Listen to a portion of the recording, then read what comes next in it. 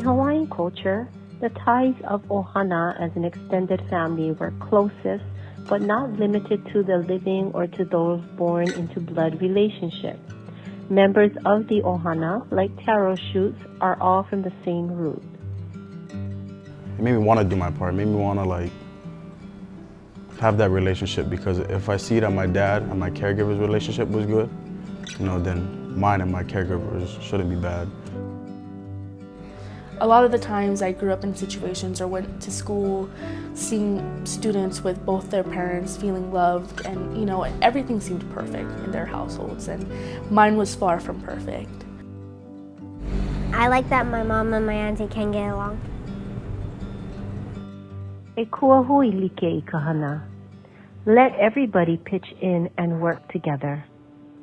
Every foster parent should get to know the parents, if at all possible. When my resource caregiver Joe helped me reconnect with my mom, it was really important to me. Before entering Joe's home, I was in different homes where I didn't know where my mom was. A lot of the time she was homeless or just not in a good situation, and I often worried about my mom. And Joe, when I entered his home, he was like, if seeing your mom is important to you, let's go see her. Let's go see how she's doing. My head said, stay out of the picture. Don't. You're only gonna make trouble. As I'm the bad guy.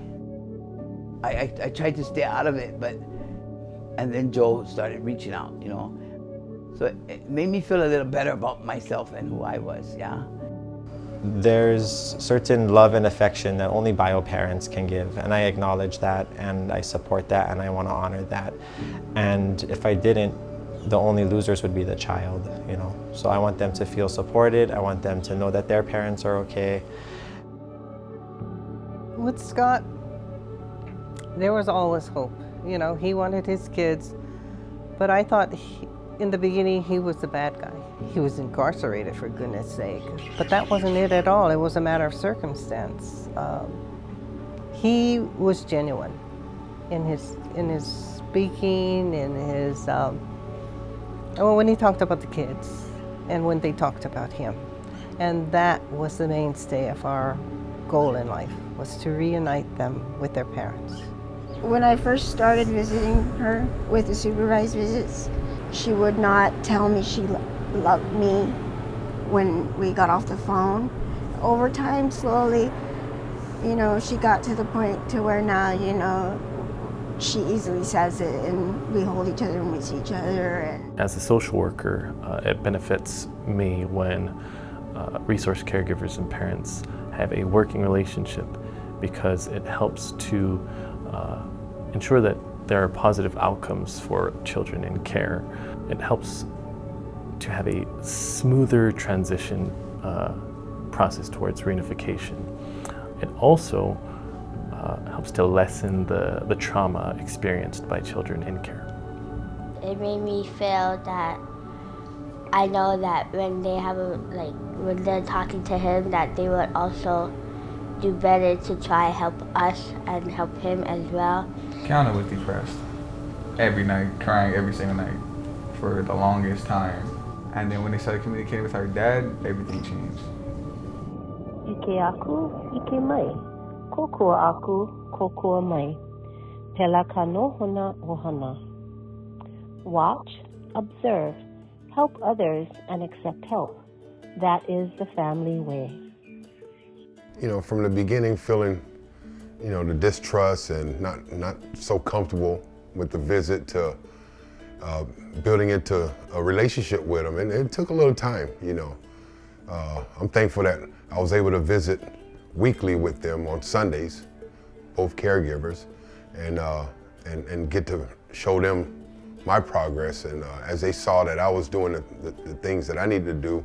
You could see the progress on a daily basis, on a weekly basis, and we could tell there's nothing that's going to stop him at this point. He's motivated, he's going, and at some point it was just a given. It was just a matter of time.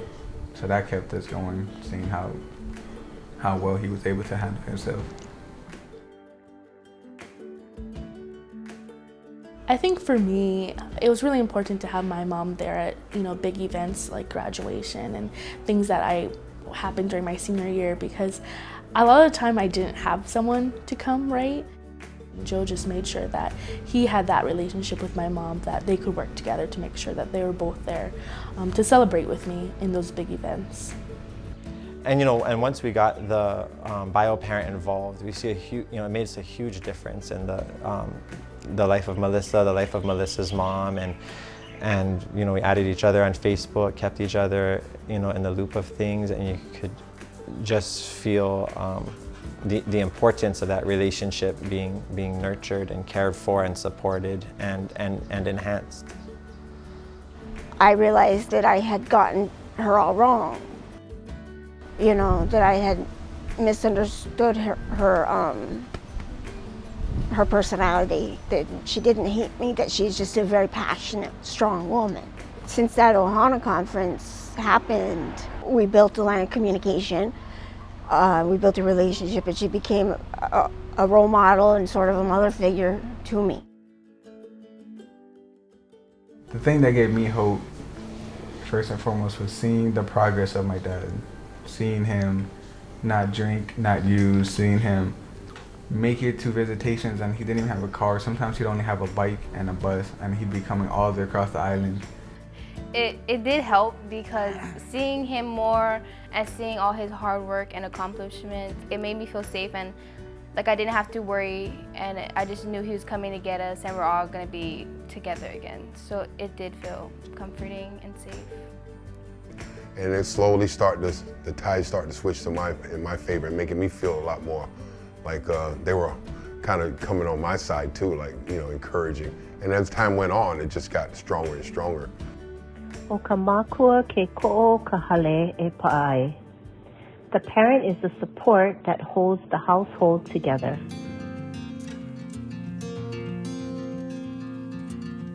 And as we've seen him more often, it's just like, it made me want to do better, want to excel in school and just the everyday life, so it helped, big part.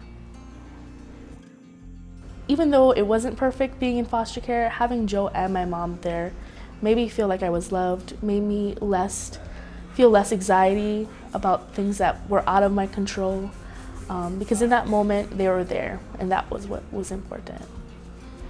Even when I didn't even know her, but if there was anybody for my daughter to have been with, I was still glad it was her, because I knew she was a strong, good woman, regardless of how she felt about me.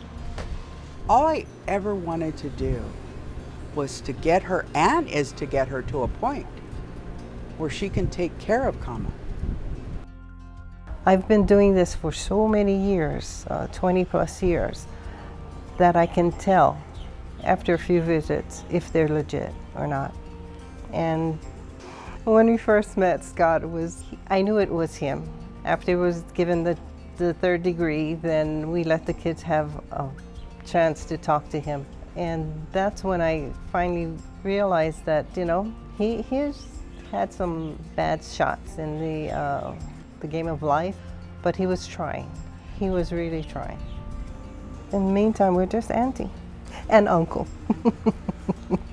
I think to my resource caregivers, I've told them or let them know, I said, what if you're that missing piece of the puzzle? For biological parents, keep working, because that puzzle's coming together. And for my co-workers, social workers, you're the puzzle master, and you can put those pieces in together and get that big picture. This is about the care and the love for the child that you're taking care of, because you want them to go back to their parents. Yeah, I would say thank you to all the resource caregivers. Thank you so much for giving me experiences that I never thought I'd have, and just making those times a little bit more easier when things were getting low and rough. Resource caregivers, they play one of the biggest roles in the reunification of, my family and just other families out there too. They ain't just somebody, a stranger. They're somebody that means something to you, that they're working with your parents. They're gonna see, hey, he wants the best of me, so I'm gonna give him the best of me. Joe made sure my mom was there, and he made sure that she was there to kind of share in those experiences. So I felt like I had this whole family picture. Even though I was in foster care and my life looked a little different from my peers, I still was in a home that I had parents who loved me, and that was important.